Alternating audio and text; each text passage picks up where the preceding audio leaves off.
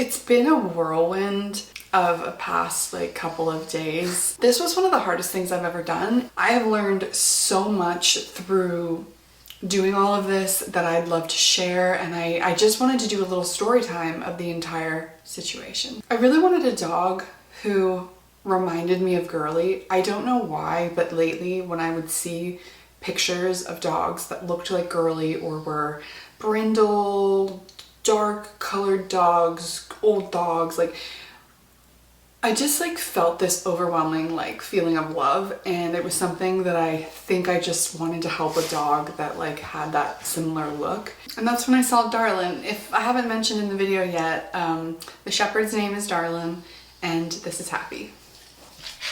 Good girl. On Monday, October 21st, I came across this post. A senior shepherd who is on a euthanasia list and only given 2 days to save. Rescue needed by October 22nd, it said. Excuse my appearance. I'm sick and grieving. So this is what you get. I'm drowning in grief right now. So I thought like what helps me when I lost Girly was helping a dog.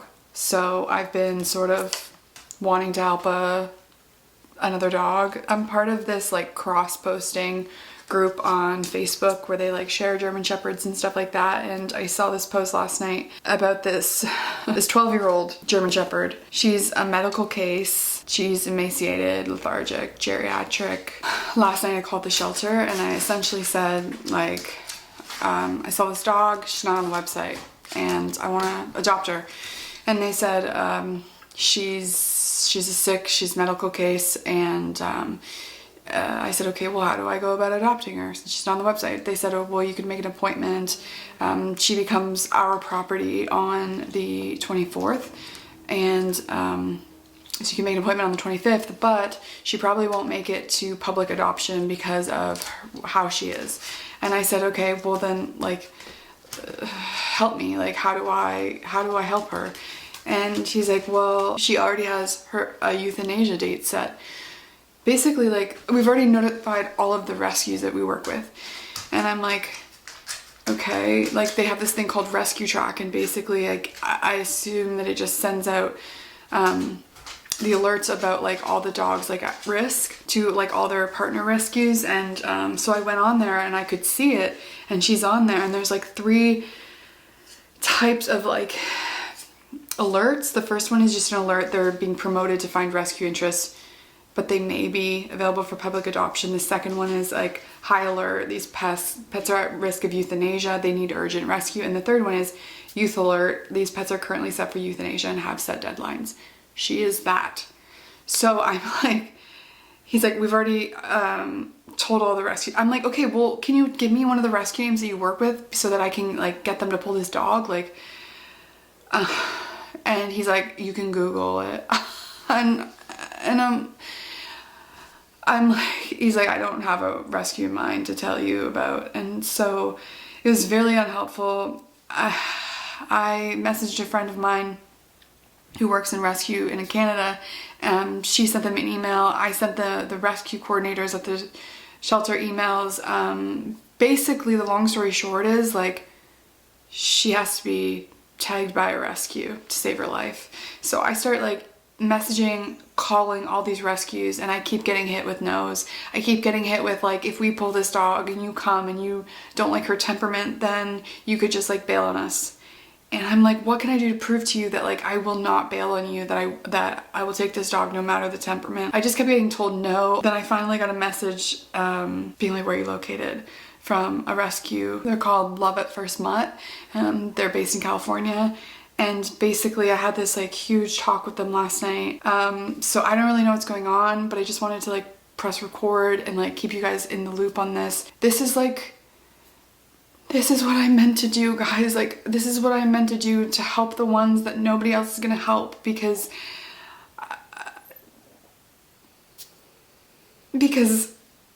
yesterday I wanted to die and I didn't feel worthy of being here. And now now I feel like I have purpose. Like, this is what I'm meant to do. This gives me hope for my own life and my own purpose. I'm not by any means a rich person or like, you know, but I put all of my money into these dogs, every cent I have, and it's the only thing that gives me purpose.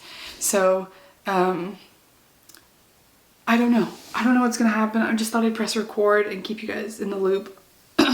Just like, please keep your fingers crossed for me that we can save this dog. She's so beautiful and she just needs love and she needs to be here. Michael's only gonna be home for like, I don't even know, 5 days. So I kind of have to just like get this done. After speaking with the shelter, I quickly learned that this dog was picked up as a stray with another dog. There's no confirmation of whether or not they came from the same household. I personally doubt it because the shepherd was emaciated and looked like it hadn't eaten in a very, very long time. They looked like they lived very different lives, but either way, they were both on the youth list, and I couldn't help one without helping the other. One becomes two. Is this girly and Hotch? Pit bulls can't fly on American Airlines. Pit bulls are actually banned in Ontario, which is insane, where I used to live. But I don't live there anymore, so I called Air Canada. They will fly a pit bull. They just have to be in a more secured crate. So, is this in focus? I don't know. So when I saw Darlin, I just thought, like, I really want to help that dog. I kind of, over time, like I think it was maybe only like a day, but I sort of fell in love with this dog and it happened really quickly. So when I found out that she was picked up with another dog, I was like, what do I do, Happy? What do I do? The mission of saving one dog then quickly became saving 2 dogs. I'm talking about you.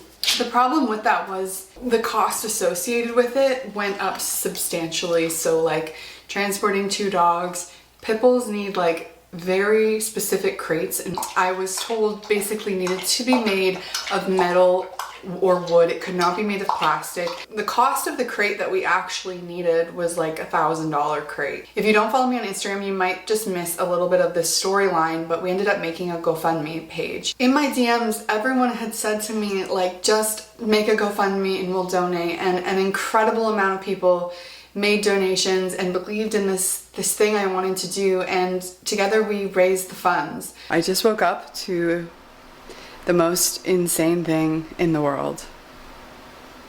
You guys did that. We did this. We're doing this. We're gonna go get these dogs. I'm gonna book flights today. I'm gonna book them on the flights. We're doing this. Like I said, the only thing that can like change this is if their health declines in the time being from now, which is Wednesday, to Saturday when we're gonna get them. Saturday is the only day I cannot go earlier because Michael will be home Saturday for the dogs, and I can't. I'm already having my dad come and watch them because I'm gonna leave really early, but I can't be there earlier. They said that they will not euthanize them unless their health declines, or if another rescue comes to get them, which it would be fine too. We can pull other dogs off the youth list. We can save more dogs if that happens. I'm not like opposed to that happening, but we're gonna do this because of you, because of you guys. We're gonna do this. $4,625 of the $5,000 goal raised. This is insane. This is absolute madness. I'm about to book my flight and I just need to know if there is room in the baggage for traveling with my 2 dogs. AC 794, that is October 26th. I just booked the flight. I booked the dogs on the flight. It's booked. That's all I have to say. There's essentially 3 ways that you can fly dogs. One is in the cabin with you. That's really just for very small dogs and cats. The second is in the baggage compartment, which is on your flight with you, which is where all of those stipulations about how big the kennel can be, etc., come into play. Flying the dog is not actually that expensive. I believe it's like $105 US per dog. You can fly with 2 dogs. The other way is via a cargo airplane. That's for dogs heavier than 100 pounds. A lot of people ask me like flying versus driving. Obviously we picked up Miles in California when we adopted him, but I lived in Ontario at the time, and now I live in Nova Scotia, so it adds an extra few days of a drive. And not only that, I was having a really hard time finding a rental car company that would let me take the car across the border. Nobody wanted me, like, you can do that, but you gotta bring it back. Like, no one wanted me to drop the car in Nova Scotia. That was a huge issue. Also, the total drive, if I did go through Ontario and got someone to pick me up in a new rental car across the border, was gonna be about 55 hours. It's a cross-country drive. It's literally from one ocean to the other ocean. I only had this like small window of time where Michael was home from tour before he would leave for his other tour to get this done, and there just wasn't enough time in that window. The whole process, it just was like this. Oh, I have it figured out. Nope, here's a roadblock. Oh, I worked through the roadblock. Nope, here's another roadblock. I feel like the last 6 months of my life, like picking up my life and moving across the country, oaks passing unexpectedly, living in a new place, hodge passing. My hair has been falling out like crazy. I have clip-in extensions in right now, guys. My hair is so thin, and it's... I mentioned that because I just feel like the last 6 months have been very much like that. Lots of roadblocks, lots of stress, lots of crying, and this was no exception. Let's say you wanted it 30 inches tall. When you cut it 30 inches all the way around, then when you go to put the door on, the door is cut at actually 30 inches. Hi. I haven't had time to update the vlog. This is hard to vlog in real time. Because like there's so much emotion involved. So I'm just gonna hop on quickly, give you the update that the last shot you saw was my dad and I basically trying to figure out if I can fly to LA and bring all my power tools because the crate was technically too big, but then we realized the crate was too heavy. It's okay. We've got this figured out. We have a crate coming. We're a little worried about when it's coming, but I'm hopeful that it's gonna all work out for the best. It's roadblock after roadblock though, so I feel like I've got them all like defeated. But I also feel like every time I feel that way, I just get like torn down. We gotta go to the pet store. Little collars.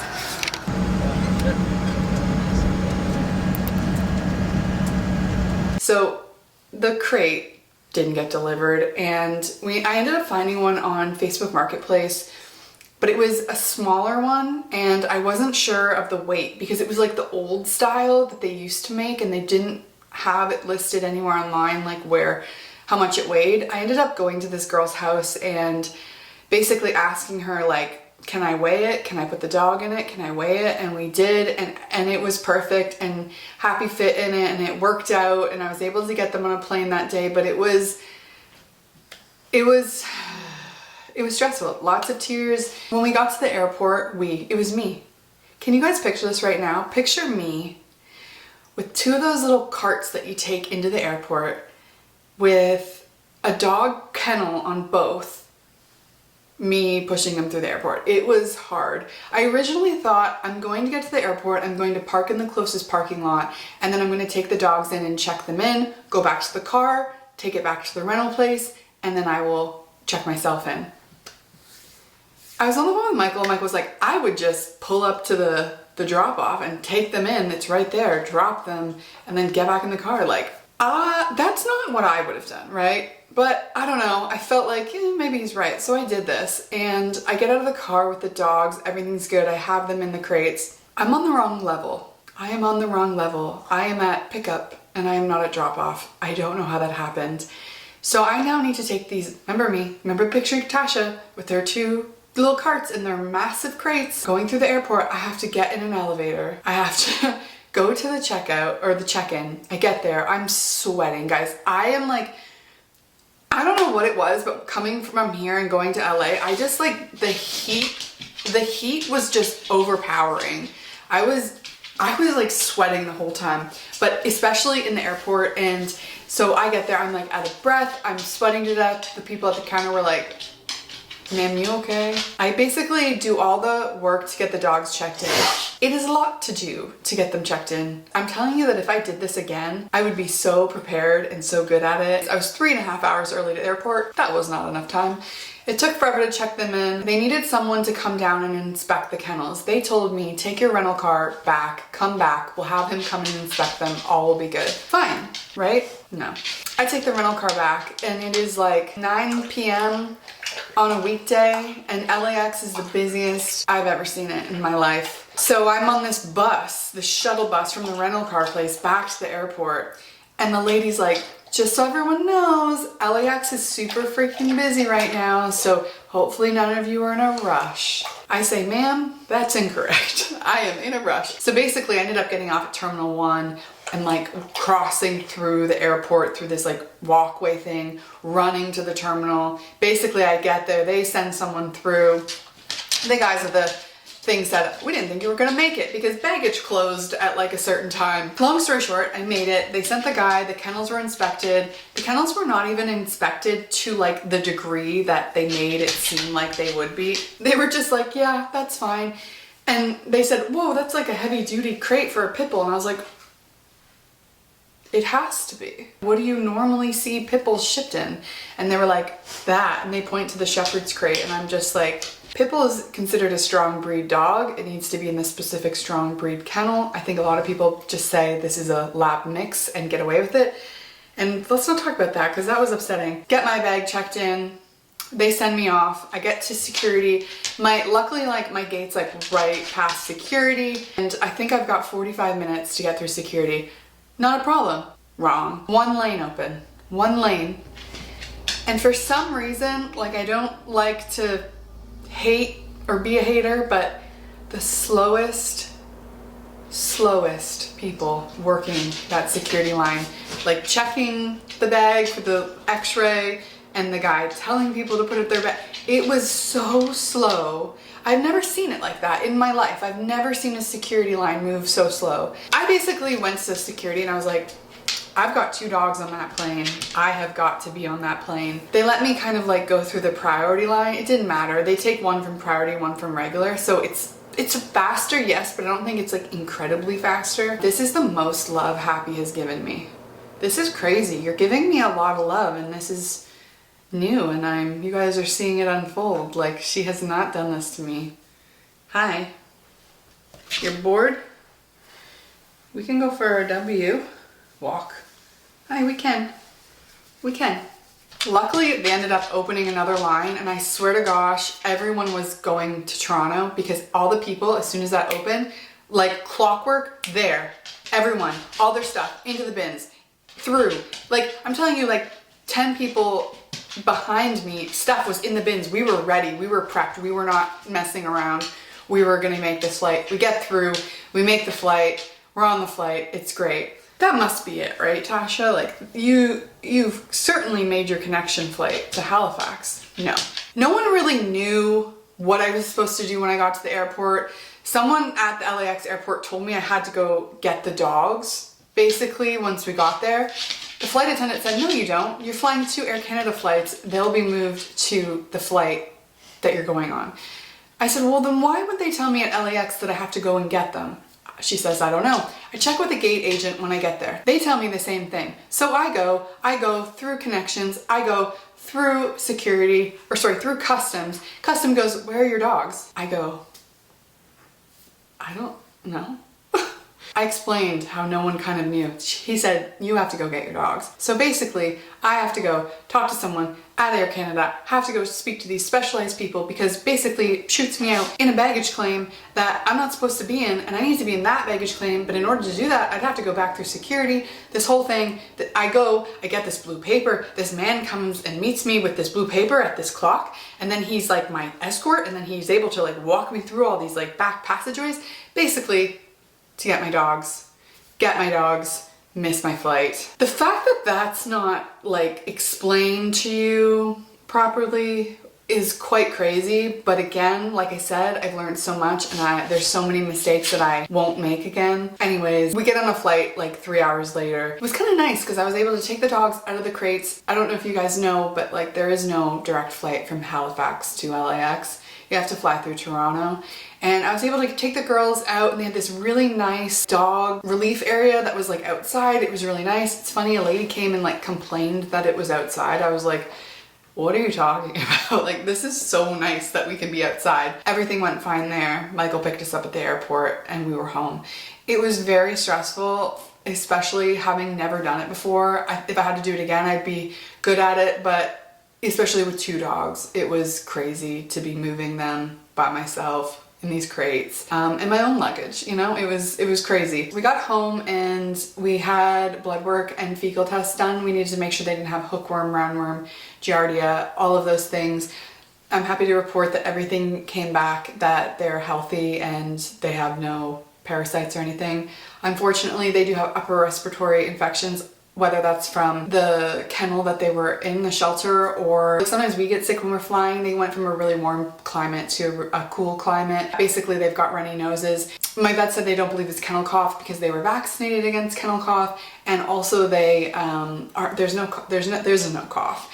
They said it's like the flu vaccine. Just because you get the flu vaccine doesn't mean you're not going to get sick. It just means you're not going to have that same severity. So the girls have been, this is what eventually is going to be my studio. I obviously have not made it into my studio yet, but the girls have been in quarantine in here and I'm so looking forward to being able to put them with the dogs because I feel like they've been in here for so long, like a week already, but they need to follow through with their antibiotics. But I just kind of wanted to sit down and explain all of this. Like, you know, Darlin had like severe diarrhea too when we got here. That I thought she was gonna have giardia for sure. She doesn't, which was shocking, but I'm gonna put the GoFundMe in the like link below if you guys want to like help with their medical bills or anything like that. Obviously, even $1, it really does help me do this. My dream for Oaks Hotch and Girlie's Place, which if you don't follow them on Instagram, you should. It's just this retirement home thing that I've created. My dream for that is to be able to go and say to you guys, like, there's a dog on the euthanasia list, gonna be euthanized tomorrow. Can we save her? Their first vet appointments were $700 each because they needed all this blood work and the fecal test and an exam, and then they got sick and it was another $300. Like, it is a very expensive thing, and obviously I want to do this and this is where I want the money I earn to go towards, but it's hard to do it on a huge level when the costs do add up. Like, I know, especially myself, like, I want to help all the dogs, but I can't necessarily do that. But if we can, like, you know, do it together, I'm still stunned that, I'm still stunned of your kindness. It really is amazing. And I'm so grateful and thankful for everyone who's believed in me. And seriously, not just me, like these dogs, you are the reason that they're here. If you ever want to go save a dog and put them on a plane, send me a message. I feel like I've got a lot of tips to provide. It was a crazy time. I'm glad I did it. I'm glad I have that experience under my belt in case I ever have to do it again. There's a lot of dogs in California, a lot of dogs in Texas. In your own home state or in my own home province, there's dogs everywhere that need people. So I hope you will consider adopting a dog at some point in your life. It is the most rewarding thing. They are the most sweetest angels, I swear. Say hi. Say hi. Say hi, my name's Darlin, and this is my mummy. Thanks for watching, you guys. I really appreciate that you support everything I do on this channel, and for these animals, I'm really lucky to have you guys by my side. I'll see you in my next video. Bye!